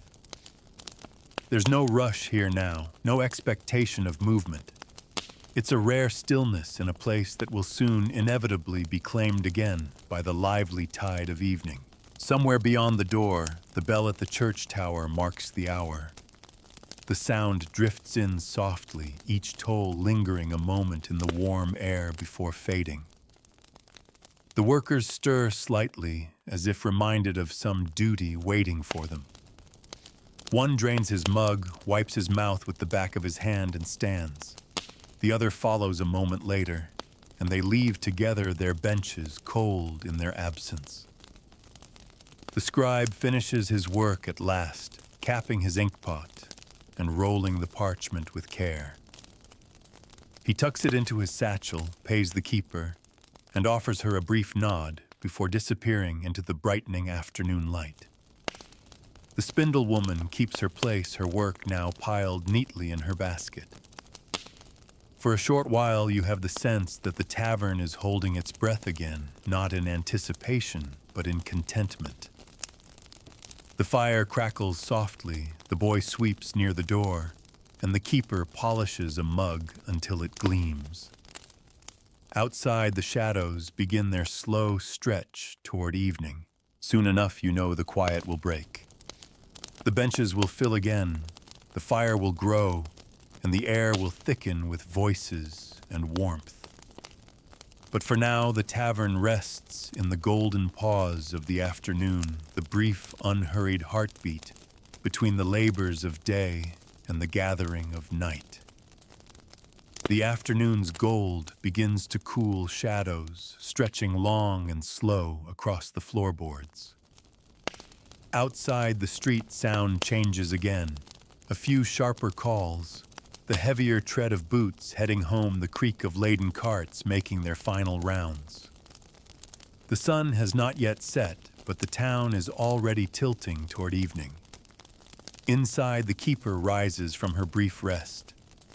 She moves to the hearth, takes the poker in hand, and stirs the settled logs until a fresh burst of orange rolls outward.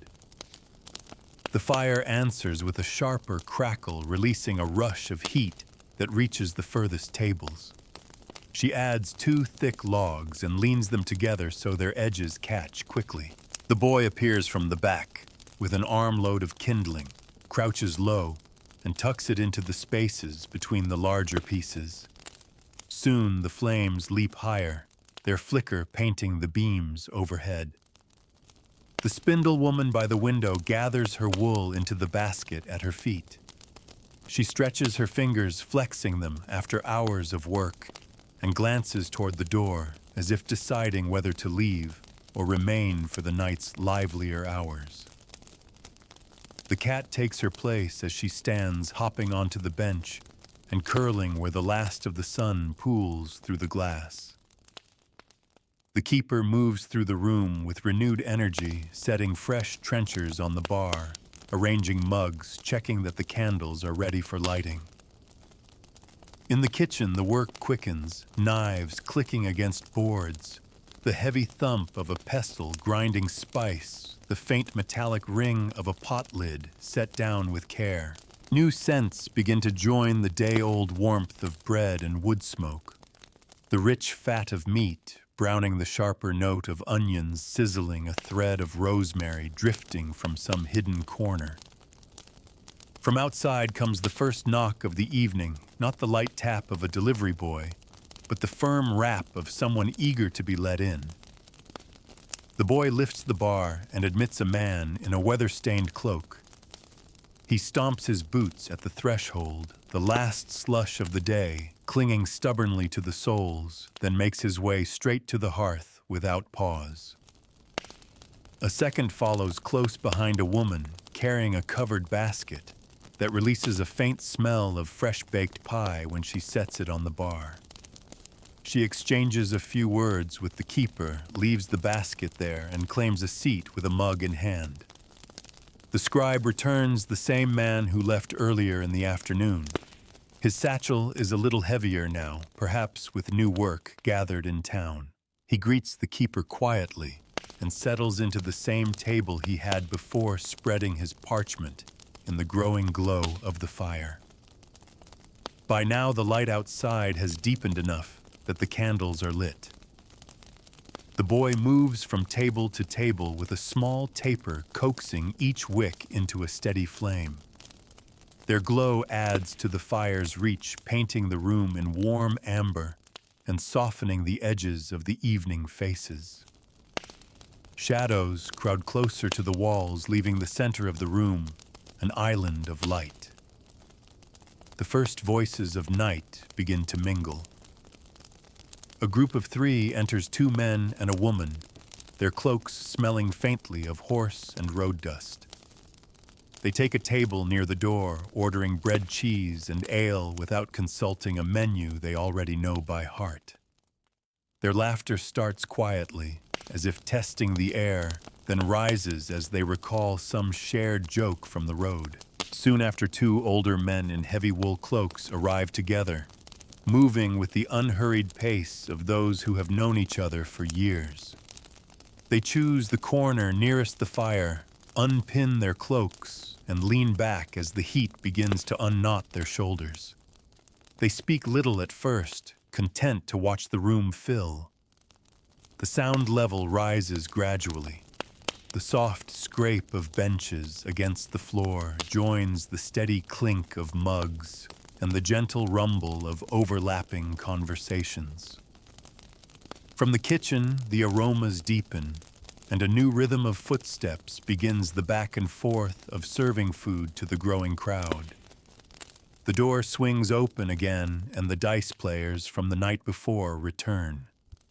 They carry the same easy camaraderie, slipping into their seats with the air of men picking up a conversation mid-sentence. The boy delivers their cups before they've even settled the familiarity of their order, part of the tavern's memory. As the last of the daylight fades, the street outside grows quieter. Those who come in now do so with the deliberate step of people choosing where to spend their evening. Each arrival brings a small gust of cool air, enough to make the candles flicker. The keeper greets each one with the same blend of warmth and measured watchfulness, her eyes taking in faces both known and new.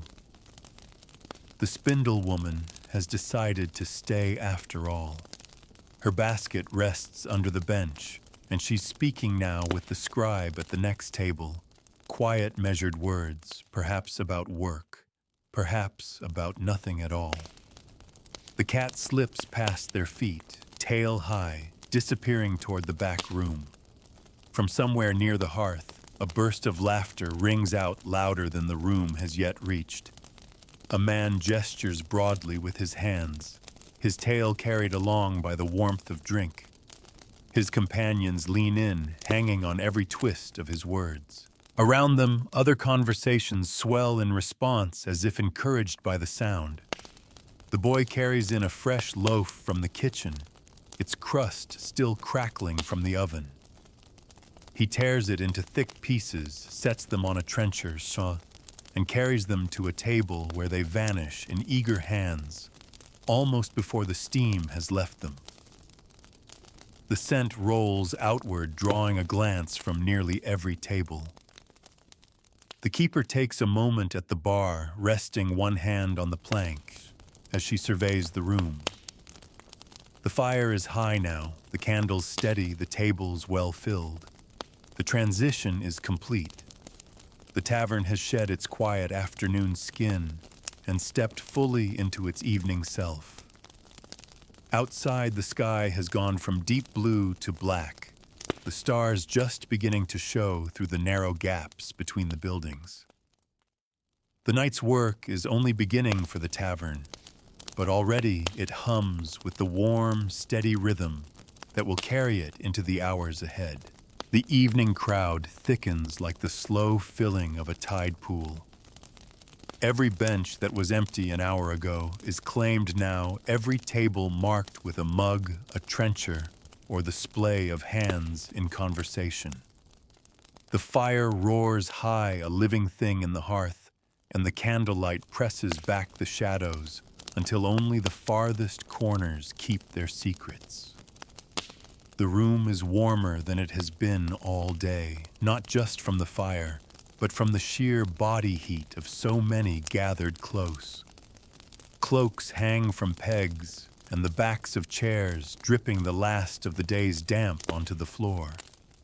Boots leave small dark prints near the door before the boards swallow them into the general scuff and creak of movement. The dice players are in full swing, the soft clatter of their throws, punctuated by bursts of laughter or mock groans. Coins slide across the table with an ease born of familiarity. No one here fears losing a night's supper in a game they've played 100 times before. The scribe has abandoned his writing for the moment, leaning in to listen to the spindle woman's story. His ink-stained fingers curled loosely around a mug. In the kitchen, the work hums at a higher pitch. A pot is lifted from the fire with a grunt, ladles dipping deep to fill bowls thick with stew. The scent rolls into the common room with each arrival, beef slow cooked until it falls apart, onions sweetened by the long simmer herbs, releasing their warmth into the air. Trencher after trencher is carried out, steam curling upward before it's chased by eager hands. At one table, a pair of travelers in road-dusty cloaks share a meal in comfortable silence. Now and then, one gestures toward the map they've spread between them, tracing a route with the point of a knife before resuming their slow chewing. The map's edges curl in the heat, its surface marked with notes and stains from years of travel. Closer to the hearth, a group of locals has gathered for something that sits between conversation and performance. A man in a patched jerkin leans forward, his hands sketching shapes in the air as he spins a tale, something about a merchant, a ship lost at sea, and a debt that refuses to sink. His companions react in perfect rhythm, a laugh here, a sharp intake of breath there, each one feeding the story's momentum. The ballad singer from the previous night sits among them, humming now and then, as though underscoring the tale's most dramatic turns. The keeper moves through the crowd with practiced grace, never hurried, but never still. She knows where every cup sits, who's ready for another, who's talking so intently they won't notice their drink going cold. The boy follows in her wake, ferrying empties to the back, returning with bread and mugs, dodging hands cloaks, and the occasional wandering dog that noses in from the street before being gently steered out again. The air grows thicker with heat and scent. Wood smoke curls lazily toward the rafters where it mingles with the sweet, yeasty note of bread and the sharper tang of ale. Laughter swells and ebbs like a tide. Somewhere in the mix, a lute begins to play again, the musician from the night before plucking out a lively tune that cuts cleanly through the overlapping voices. The music shifts the room's rhythm. Feet tap under tables, fingers drum on wood, and a few voices try to join in with snatches of half-remembered lyrics. At one point, a man with a voice like gravel calls for a song everyone seems to know. The lute obliges, and soon the refrain catches across the room, ragged but enthusiastic. The words are older than most who sing them, their meaning less important than the shared sound of many voices carrying the same tune. Not every corner is caught in the song. In the farthest reach of the room, two men sit close, their heads nearly touching. Their mugs are barely touched, their voices low and urgent. Now and then one glances toward the door before returning to the conversation. It's not suspicion so much as habit in a place like this. You keep an eye on entrances even when the company is warm. The spindle woman and the scribe have been joined by a younger man in a fine, if travel-creased coat. His voice carries a different cadence, polished, deliberate, as he asks about local routes and the state of the winter roads. The spindle woman answers with the confidence of someone who knows every hill and market day within a day's travel, her words weaving maps more vivid than the ones the travelers keep folded in their satchels. Outside, the night has deepened, the street lamp torches glowing steady in the damp air. Each time the door opens, a brief draft steals in, swirling the candle flames before vanishing into the room's warm press. The laughter seems louder in contrast, the fire's heat more welcome. The dice players cheer as one of their number rolls a rare winning throw. The coins clink across the table into his hands, and he lifts his mug in a mock solemn salute to his friends before setting the dice tumbling again. At the next table, someone bangs the flat of their hand against the wood, in emphasis to a point, drawing a ripple of amusement from those nearest. The musician shifts to a slower tune, giving the crowd a chance to breathe. Conversations grow fuller in the spaces between the notes, the lull inviting stories that had been waiting for a pause. A man near you recounts a hunt gone wrong, or perhaps very right, depending on the truth of his boasts, and the table answers with knowing grins. The keeper stops briefly at the bar to speak with a man who has just arrested a merchant by the look of him, with a heavy purse at his belt and a cautious eye for the room. She gestures toward a corner table, and he slips into it without further prompting.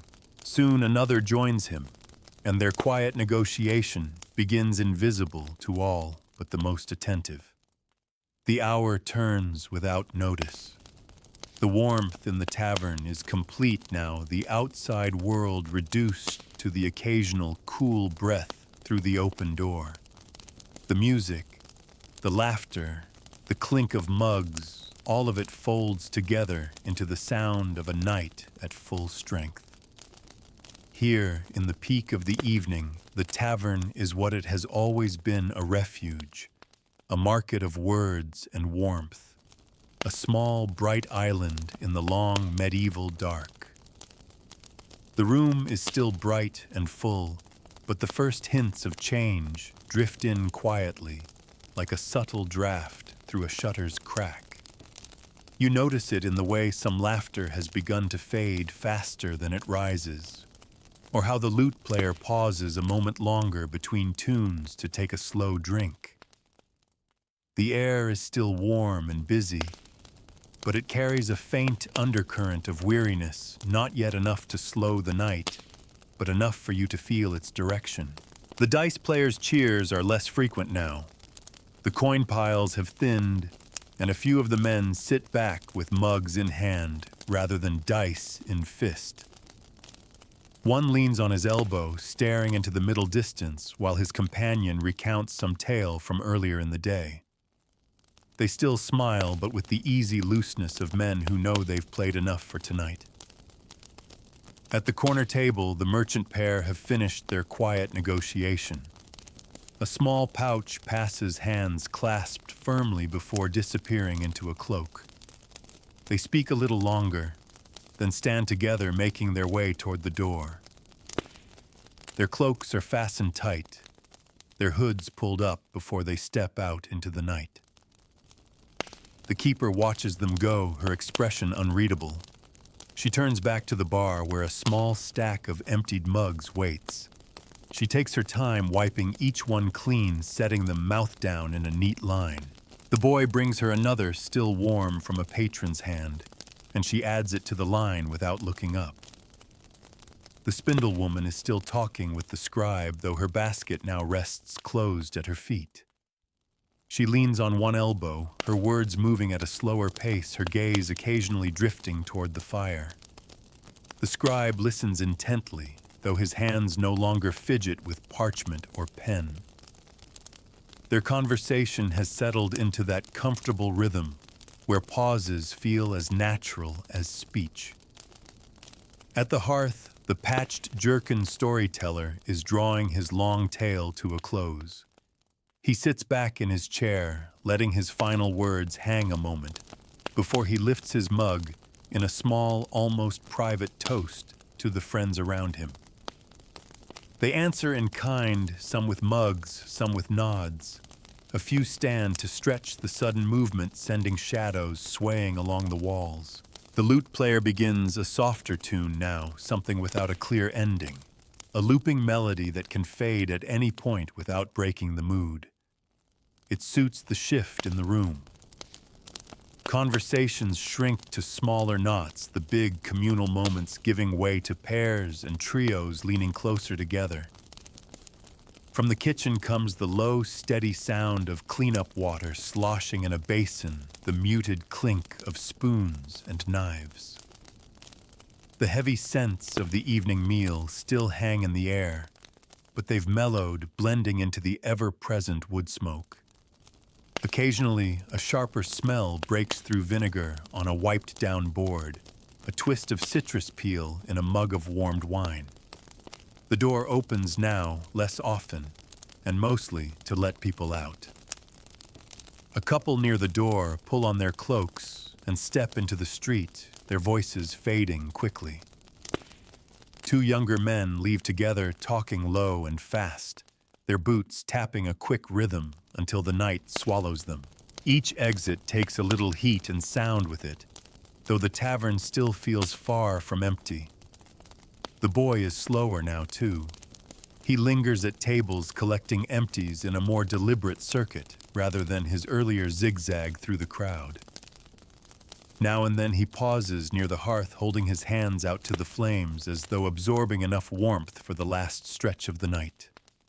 The keeper makes her own slow round, stopping here and there for a short word with a lingering guest. At one table, she places a hand briefly on a man's shoulder, a gesture of quiet thanks or farewell. At another, she listens to a remark and gives a quick laugh before moving on.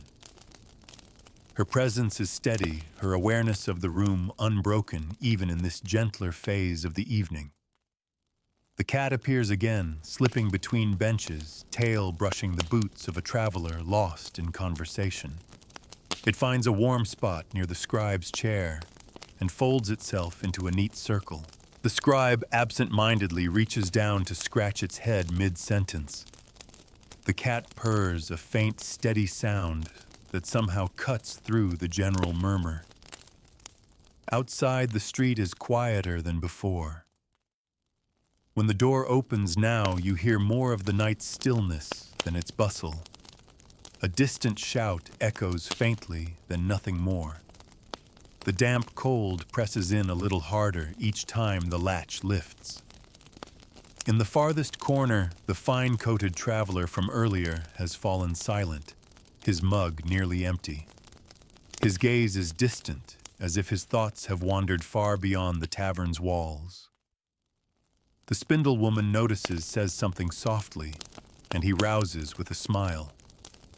But it's the kind of smile given when the mind has already begun to leave the room. The lute's looping tune winds down to its last few measures. The musician sets the instrument aside, flexes his fingers, and takes a long drink. He doesn't pack it away yet. Perhaps he knows he might play once more before the night is done. But for now, his work rests. The fire still burns steady, but the logs are settling low. The boy crouches to add a few more, the flames flaring briefly before settling into a gentler crackle. The light shifts with them, shadows deepening in the beams overhead. The tavern feels smaller now, not in size but in presence. The edges have drawn inward. The voices are softer, the laughter warmer but less frequent. It's the natural narrowing that comes after a night's high point, the slow gathering of the evening's last lingering threads before they too are tucked away. The tavern is not empty, but the fullness has thinned to something you can count in glances. The larger tables hold only 2 or 3 apiece now.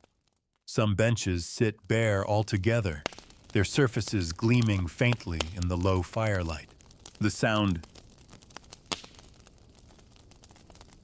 Mamas shifted to no longer a dense weave of talk and laughter, but a looser scattering of low voices pauses, stretching longer between words.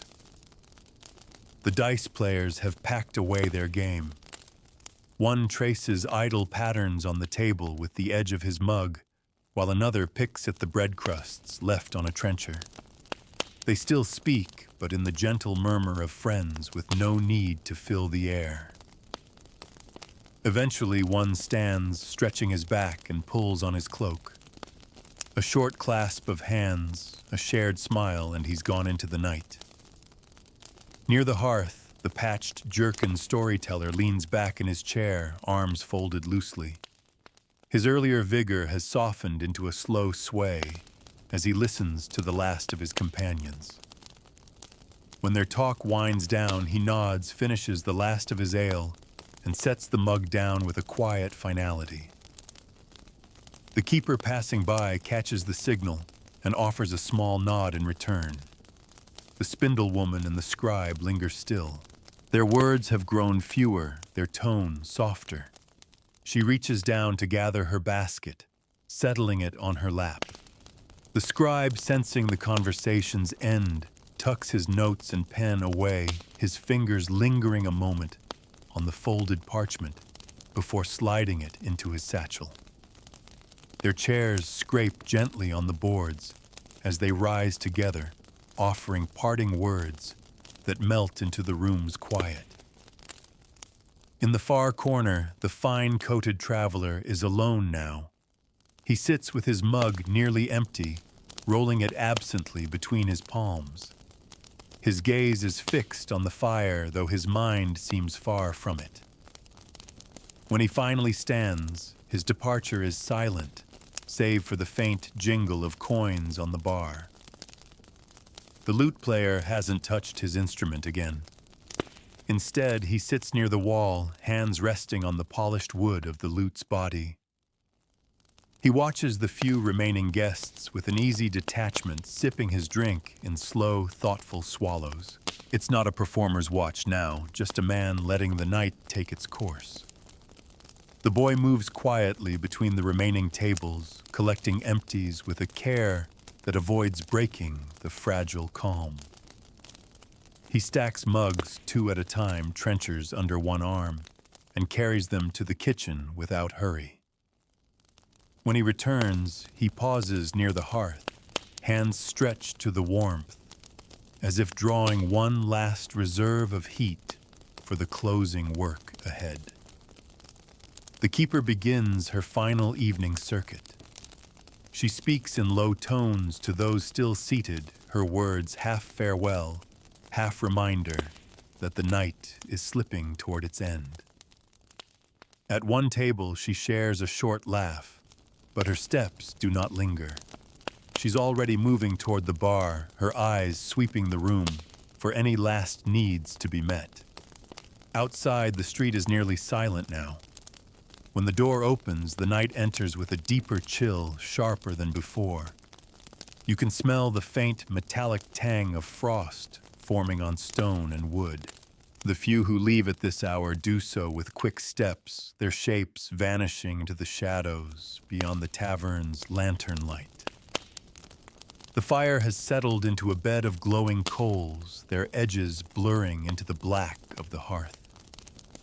Now and then a coal cracks with a small sharp sound, sending a faint spray of sparks upward before falling back into the glow. The keeper crouches to rake them together, coaxing their heat into a tighter nest. She adds a single log, not to blaze, but to smolder through the last hour. At one table, a pair of friends lean in close, their heads nearly touching, as they share some last story too private for the earlier din. They speak without glancing around, as if the tavern has contracted to just the space between them. Their mugs are nearly empty. They make no move to refill them. The cat wanders in from the back, stretching long before curling itself in its usual place near the hearth. Its purr is a steady hum, softer than the fire's crackle, but insistent in its comfort. The boy steps around it carefully, balancing a tray as he clears another table. The keeper straightens from the hearth and crosses to the bar. She sets her hands flat on the wood for a moment, taking in the room's quieter shape. There's no rush now. The night's rhythm is winding itself down without her needing to push it. Still, her gaze follows each lingering guest, measuring how close they are to rising. One of the last dice players drains his mug and sets it down with a small nod toward the keeper. She acknowledges him with the faintest smile, then returns to her work. The man pulls on his cloak and departs, leaving the dice table empty for the first time tonight. The spindle woman, the scribe, the fine-coated traveler, all gone now. The patched jerkin storyteller is gone too. What remains are the quiet pairs and solitary drinkers, each absorbed in their own small bubble of thought. From the kitchen, the sound of washing grows louder. Pots and pans ring dully as they're stacked, the water splashing in deeper basins. The smells of the night's cooking linger in the warm air, but they're fading under the stronger scent of wood smoke and the faint, clean bite of damp timber. You sense the balance tipping toward stillness. The air feels a little looser, as though the tavern itself is preparing to stretch and relax after holding so much life in its walls all evening. The keeper glances toward the door, not in expectation of new arrivals, but in quiet assurance that it can be closed soon without protest. The lute player finally rises, sliding the instrument into its cloth wrapping. He nods to the keeper, speaks a short word, and heads for the door. The latch clicks shut behind him, the cold outside rushing in for an instant, before it's barred away again. What remains now is a tavern leaning into the last hour of its night. Smaller, softer, its warmth gathered close to the hearth, waiting for the final voices to fade so it can settle into the deep, holding quiet that belongs only to itself. The hour has narrowed to its smallest point. The few who remain speak so softly, their words are almost part of the fire's own low murmur. The air holds a steady warmth, but it's no longer fed by the bustle of bodies, just the hearth, the banked coals pulsing red beneath the last log's glow. One of the final pairs stands. Their chairs scrape gently against the boards, the sound seeming louder in the sparser quiet. Cloaks are drawn close, coins set discreetly on the table. The keeper steps forward to meet them near the door, offering a parting word in the same low register the room now keeps. She bars the door again after they leave her hands moving, with the ease of a gesture done countless nights before. The dice table is empty. The hearthside chairs are half turned toward the heat, but unclaimed. The spindle woman's window bench stands bare, her wool basket long since carried home. Even the scribe's table with its neatly stacked parchment is dark, now the candle there long extinguished. A single man remains near the far wall, his cloak draped loosely over his shoulders. He stares into his mug as though it still holds something worth studying, though it has been empty for some time. The boy approaches him quietly, asking a question you can't hear. The man blinks, nods once, and sets the mug down. He rises slowly, stretching as though waking from a long sit. At the bar, he places a few coins in the keeper's waiting hand before stepping into the night. The latch falls into place behind him with a muffled thud. The door is barred now for the last time tonight. No one else will enter. No one else will leave. The keeper exhales quietly, her gaze moving slowly over the room, as though seeing it anew without its occupants. She tucks a loose strand of hair behind her ear, then gathers the nearest mugs into a small stack and carries them toward the kitchen. The boy, knowing the night's final work, moves without needing instruction. He sweeps the benches with a quick, practiced pass, gathering crumbs into a neat little pile before whisking them away. Trencher scraps are cleared and carried off, their faint scent of bread and gravy fading into the background of the room. The fire's flames have dropped low, licking gently at the edges of the last log. The keeper crouches before it, with the poker drawing the glowing coals together into a tighter bed. She lays a half-split piece of oak over them, not to blaze, but to burn slow enough to keep the embers alive until morning. A little burst of sparks lifts and settles like a sigh from the fire itself. The cat pads in from the back, weaving between the keeper's ankles before settling by the hearth. Its purr is the loudest sound in the room for a moment. The boy steps around it carefully, with a basin in his hands, the water inside sloshing quietly as he heads for the back door to empty it. From the kitchen, you hear the muted clink of mugs set onto a shelf, the scrape of a pot placed back into its corner. The sounds are different now from the rush of service, slower final, the tidy punctuation of a day's work. The keeper returns to the common room and wipes each table with a damp cloth. She moves methodically, pausing to straighten a bench, here nudge a stool back under the bar there. Her hand lingers on the wood for a moment at each spot, as if pressing a small seal of order onto the place before the night takes it. When she finishes, she steps back to the center of the room. For a heartbeat, she simply stands there, looking at the empty benches, the quiet hearth, the faint gleam of candle stubs waiting for tomorrow's light. She seems to hold the silence like something fragile in her hands before she lets it go. The boy returns, rubbing his hands together against the chill from the yard. The keeper nods toward the stairs, sending him up ahead of her. He yawns as he climbs, his feet heavy on the worn boards.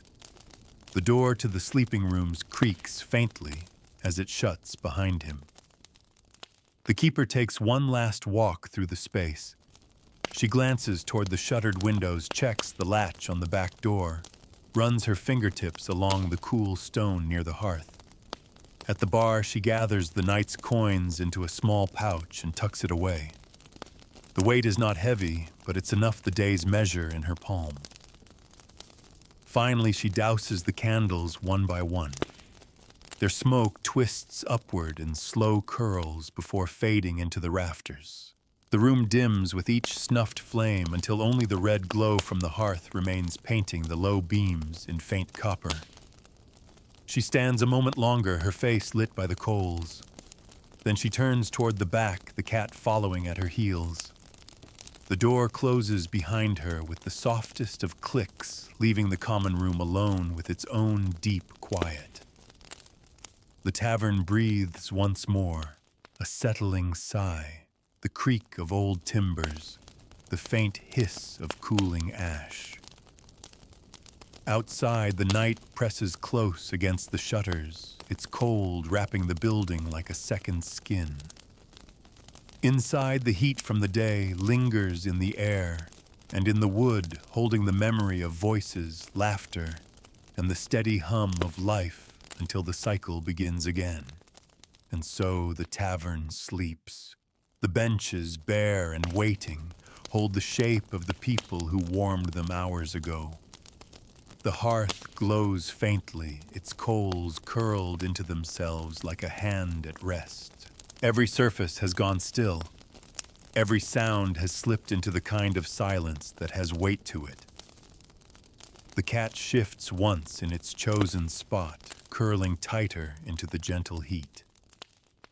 Upstairs, the boy is already asleep, his breathing slow and even in the small loft room. The keeper lies awake a little longer, listening for the sounds she has learned to trust, the creak of the roof beams in the cool, the quiet thump of the wind at the shutters, the steady, unbroken hush that says the tavern is safe for the night. Beyond the thick door, the medieval street is nearly empty. The frost grows quiet and deliberate along the cobbles and eaves.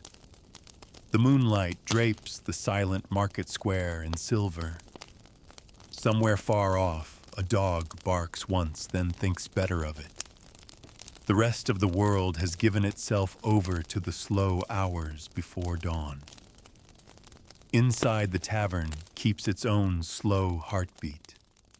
The air still holds the echo of firelight, the smell of ale, the faintest trace of baked bread.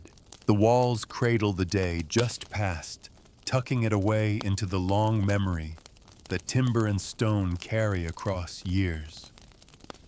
Tomorrow will bring its own bustle, its own stories, its own laughter and quiet. But tonight, the tavern simply rests, and maybe so should you. Let the glow of the fire behind your eyes fade. Let your thoughts drift down like ash into still coals. The world outside can wait. The night is long enough. Sleep is already here.